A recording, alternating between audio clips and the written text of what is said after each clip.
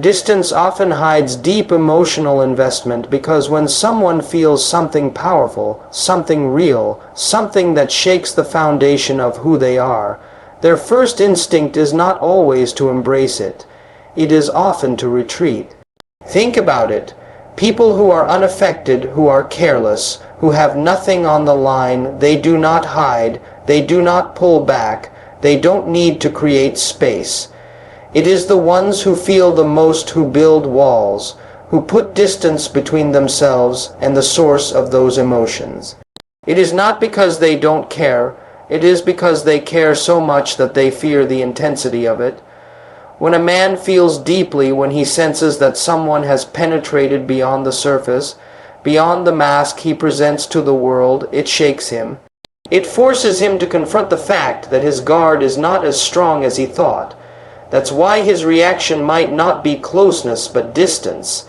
He steps back, not because he wants you out of his life, but because he is trying to control the storm inside of him. You must understand that emotional investment is rarely displayed in obvious ways. A man who is deeply tied to you emotionally may not shower you with endless words of affection, but watch what he does when you are not around.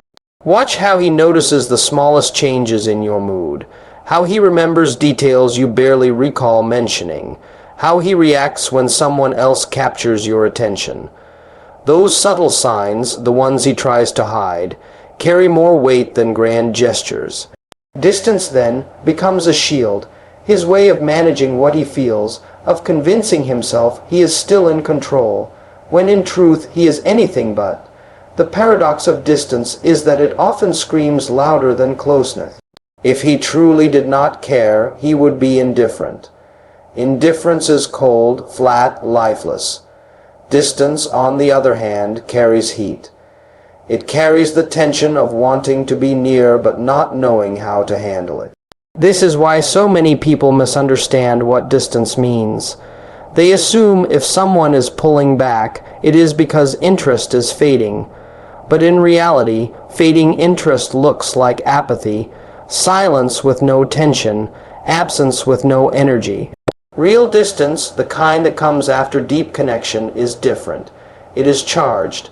You can feel it in the air, in the way his eyes linger but his body stays away, in the way he seems to be watching from afar while pretending not to care. That is not disinterest. That is deep emotional investment hiding under the disguise of detachment. People hide what matters most to them. The strongest men, the toughest ones, often hide their emotions the hardest, because vulnerability feels like weakness to them. They would rather be silent than admit they're affected. They would rather be distant than reveal their heart. But make no mistake, distance is a mask, and behind that mask is fire. Behind that calmness is chaos. Behind that silence is 1,000 unspoken words, 1,000 battles between his pride and his feelings. The very fact that he chooses to step back is evidence that you have touched something real inside of him. It takes strength to recognize this. You cannot look at distance with insecurity. You must look at it with wisdom. Ask yourself, does his distance feel cold, or does it feel heavy with something unspoken? Does his silence carry emptiness, or does it carry tension? If it carries weight, if it carries energy, then it is not absence. It is presence disguised. Emotional investment cannot be erased by stepping away. It lingers, it burns in the background, and the harder he tries to hide it, the stronger it usually is. Distance is often a testing ground, too. Sometimes people step back to see if what they feel is real, to see if you will remain, to see if the connection survives without constant attention. This is not about disinterest. It is about clarity. A man who is truly detached doesn't test, he leaves. But a man who is invested may take a step back to evaluate, to measure the depth of what he feels and the stability of the bond. That pause, that retreat, is not the end of the story. It is part of the process of his heart wrestling with itself. You must also realize that emotional investment is not always comfortable. Love, attraction, deep connection. It can expose wounds, fears, insecurities. A man who feels too deeply may fear losing himself, may fear rejection, may fear that showing his heart will strip him of his power. So instead of leaning in, he pulls back. Instead of confessing, he acts distant. But none of this means the emotion isn't there. In fact, it means the opposite. It means the emotion is so strong he doesn't know how to manage it. His distance is not absence. It is evidence of the battle raging inside him. Think about your own life. The times you cared the most about someone. Were you always brave enough to show it? Or did you sometimes pull back, hide, create space because what you felt was overwhelming? Distance is not always rejection. Sometimes it is self-preservation. Sometimes it is the only way someone knows how to cope with the weight of their own emotions. This is why you cannot judge feelings by proximity alone. You must learn to see beyond the surface, to recognize that silence can be loud, that absence can still carry presence, and that distance can be the clearest sign of deep emotional investment. In truth, when someone distances themselves, it often reveals just how much power you hold in their world. If you meant nothing, they would not need distance. They could stand close without fear. They could walk away without hesitation. Distance means they are affected. It means you matter. It is not a sign of weakness on your part. It is a reflection of the storm they are trying to control. That storm, that hidden battle, is the proof of how deeply they are invested. So when you see distance, do not assume you are forgotten. Realize instead that you may have touched a part of them they never let anyone else reach, and that kind of impact is never erased, no matter how far they step back. Silence speaks louder than words when emotions are suppressed, because silence is never truly empty. It carries weight. It carries intention. It carries all the things someone cannot bring themselves to say out loud. When someone goes quiet, when they withhold words, when they retreat into silence, it is rarely because there is nothing to say. More often, it is because there is too much to say, and the fear of exposure, rejection, or vulnerability keeps those words locked inside. Silence becomes the shield they use to protect their heart, but at the same time, that very shield betrays the depth of their feelings. You see, words are easy. Anyone can say what they don't mean. People lie with words every day. I'm fine. I don't care. You don't matter. But silence is harder to fake. Silence is the place where truth hides, where emotions seep out in pauses, in the moments where someone chooses not to speak because speaking would reveal too much. That silence is powerful because it tells you more than their sentences ever could. The way someone goes quiet when you walk in, the way they hold back when they want to explode, the way they avoid speaking because their voice would betray them, all of it screams louder than any declaration. When emotions are suppressed, silence becomes a battlefield. Inside, the person is wrestling with a storm, but outside, they are calm, controlled, detached. Yet the absence of words does not mean the absence of feeling.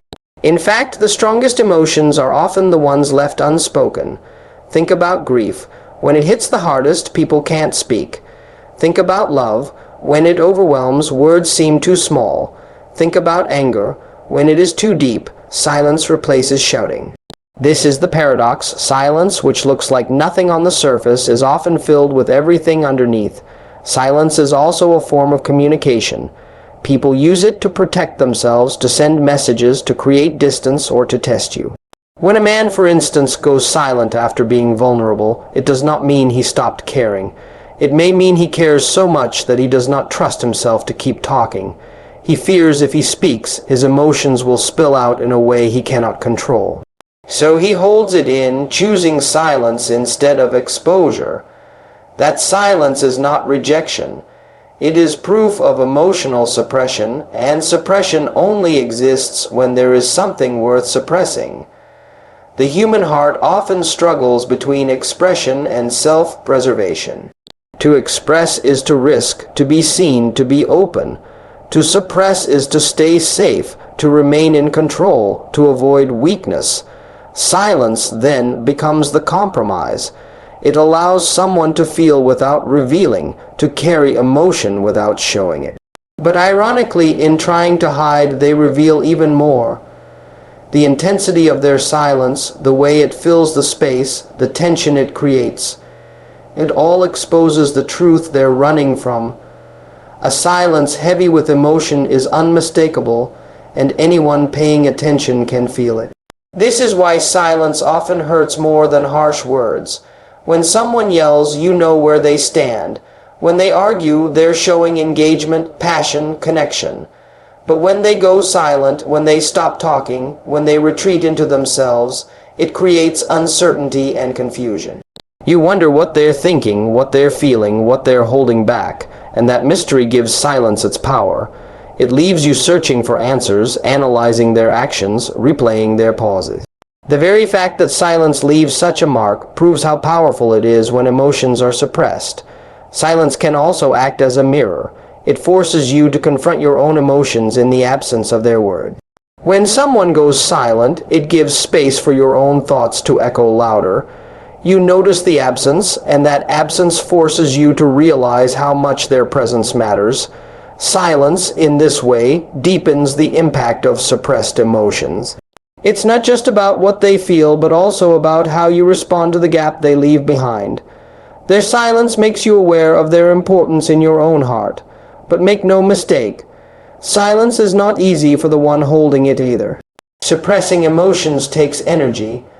Holding back words that want to escape is exhausting. Behind every silence is a war. Pride against vulnerability, fear against desire, control against chaos. The person may act distant, cold, unaffected, but internally they are burning with everything they cannot say.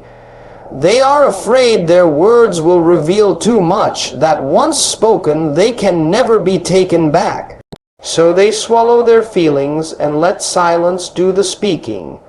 That silence, heavy and unrelenting, carries all the truths they cannot admit. This is why silence in the presence of deep emotion is never neutral. It is charged, magnetic, tense. You can feel it in the room. You can sense it in the pauses between sentences, in the looks that are avoided, in the moments when the air feels thicker, even though no one is talking. Words can be lies, but silence rarely is. Silence is raw. Silence is honest. Silence is the closest someone comes to confessing without opening their mouth. So when you encounter silence, do not mistake it for emptiness. Learn to listen to it. Listen to what is not being said. Notice the weight of it, the timing of it, the way it changes the energy around you. Silence is not absence of communication. It is communication at its most intense. It is proof that emotions are too strong for words, that the heart is too heavy for speech, that the mind is too tangled to explain. Suppressed emotions always find their way out, and silence is one of their loudest escapes. And here is the truth: silence will always reveal what words cannot. If someone is silent but lingers near you, they are invested. If they are silent but reactive to your moves, they care. If they are silent yet restless, they are fighting battles inside themselves. Suppressed emotions don't die, they build pressure, and silence is the valve that holds that pressure in place until the heart can no longer contain it. Eventually, silence cracks, and when it does, the emotions come pouring out. Silence speaks louder than words because it forces you to feel instead of hear. It forces you to pay attention to subtleties, to energy, to the invisible language of the heart. When emotions are suppressed, silence becomes the loudest cry for help, the loudest confession of love, the loudest admission of fear. It may look like nothing, but it is everything. And the deeper the silence, the deeper the emotion hiding behind it. So never underestimate the power of silence. It often carries the truths people are too afraid to speak, but too invested to ignore. Influence is measured by presence in his thoughts. Not his words, because words are fleeting, often spoken to fill silence, to hide truth, or to maintain appearances. While thoughts are relentless, constant, and beyond control, a man can choose his words, but he cannot choose what haunts his mind at night. He cannot choose what image flashes before him in the middle of his day, what memory interrupts his focus, what name rises in his chest when he tries to distract himself. Words can be shallow, but thoughts are proof of depth. To live inside his mind, to take up space in the places where he cannot escape himself, that is real influence. It is easy for someone to say, "I care," or "I love you," or "I want you." But it is not words that reveal the truth. It is the way you occupy his thoughts long after you are gone. When he wakes up and you're the first thought that enters his mind, that is influence.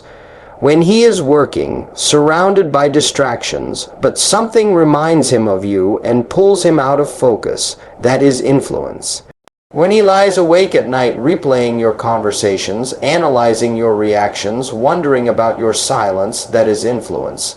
The mind never lies. What consumes it owns it. And if you live in his thoughts, you hold a power far greater than any words he could ever speak.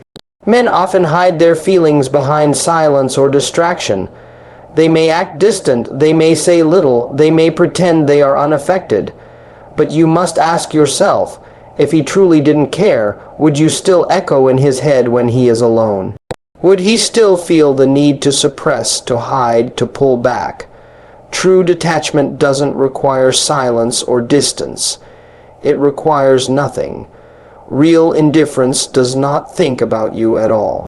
But when his behavior is marked by contradictions, when his actions seem inconsistent, when he cannot fully let go, it shows the truth.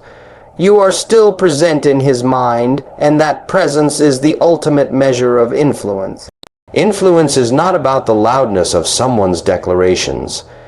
Anyone can say what they think you want to hear, but not everyone allows you to live rent, free in their thoughts. Words fade, but thoughts linger.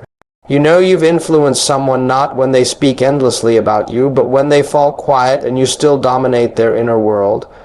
Influence is when he pretends to move on, but every place he goes reminds him of you. Influence is when he avoids speaking your name, but his eyes give him away every time it's mentioned. Influence is when he convinces himself he's fine without you, yet his heart betrays him in the stillness of the night. What makes thought so powerful is that it is private. He may never admit it, but if you dominate his thoughts, you have already penetrated deeper than his words could ever allow. Thoughts are where truth lives, where masks fall away, where people confront themselves without the shields they use in the world. If you are present in his thoughts, you are not just someone passing through his life. You are shaping his reality from within. That presence is not something he can turn off. He may try to distract himself, but even the distraction is proof of you. He may seek noise, but the noise is an attempt to silence your echo. He may act like he doesn't care, but the effort he puts into hiding it reveals the power you have over his mind. Real influence is measured in absence, not presence. When you are there, when you are speaking, when you are close, it is easy for someone to engage. But when you leave, when the room grows quiet, when the day ends, what stays behind in his mind is what truly matters. If he forgets you, there was never any depth. But if he remembers you, if he replays your words, if he imagines your reactions, then you live beyond the moment. That is where your influence is proven. This is why some connections never fade. Time may pass, circumstances may change, distance may grow, but thoughts do not obey logic. They return to what mattered, to what left a mark, to what could not be replaced. When you live in someone's mind, you have carved a permanent space that no denial, no silence, no distance can erase. Influence is not about being loud. It is about being unforgettable. It is about becoming the thought he cannot shake, the image he cannot escape, the memory that pulls him back again and again. Many underestimate this kind of influence because it is invisible. They want proof in words, in confessions, in clear expressions of emotion. But the truth is, the most powerful influence is the kind no one admits. It's the hold you have on him when he tells himself he's done, yet he still checks to see if you've moved on. It's the way he resists texting you, but his finger hovers over your name in his phone. It's the way he tries to distract himself with other people, yet none of them quiet the noise inside his mind. That is influence, not the words he says, but the thoughts he cannot escape. Understand this. People can lie with their mouths, but they cannot lie to themselves forever. If you live in his thoughts, he knows it even if he refuses to say it, and eventually, suppressed emotions demand to be acknowledged. He may fight it, he may resist it, but the longer you live in his head, the more undeniable your influence becomes. Thoughts create emotions, emotions create actions, and actions eventually betray what someone has tried to hide. You do not need constant words to prove your worth. You do not need endless validation. If you can occupy his mind, you are already shaping his reality. Influence is not about the noise. It is about the silence that still carries your name. It is about being present even when absent. It is about being the thought he carries into every choice, the comparison he makes without meaning to, the memory he can't erase no matter how hard he tries. So never underestimate the power of living in his thoughts. Influence is not measured by how loudly someone speaks about you. It is measured by how quietly you linger in their soul. If he thinks of you when he wakes, if he remembers you when he sleeps, if you haunt the spaces in between, you have already won the only place that truly matters. Words can fade, actions can shift, but thoughts are eternal. And if you remain there, you are more powerful than you know in the end. What truly defines your influence is not how much he says, not how much he shows, but how much he thinks of you when no one is watching. Words are easy to give away, but thoughts are sacred. They belong only to him, and if you live there, you have touched the part of him that he guards most fiercely. Presence in his mind means you are more than a moment. You are an imprint, a force, a memory that refuses to fade. That is why you should never doubt your worth when his words fall short, because words can lie, but thoughts never do. If you occupy his thoughts, you have already shifted his world in ways he may never admit. And that is the truest form of power, not the kind that demands attention, but the kind that commands it silently. Influence is not measured in noise, it is measured in the echo you leave behind. And if he carries you in his silence, in his pauses, in his private battles, then you are not just a passing presence. You are a lasting force, and no distance, no pride, no distraction can erase the hold you have over his soul.